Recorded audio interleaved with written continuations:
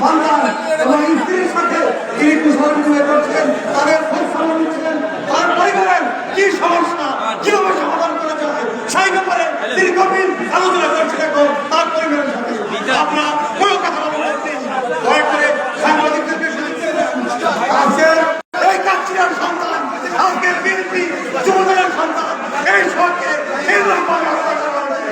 আমরা এই বিএনপির পক্ষ থেকে আমরা গভীর এবং হত্যাকারীদের দৃষ্টান্ত শাস্তি দাবি করছি।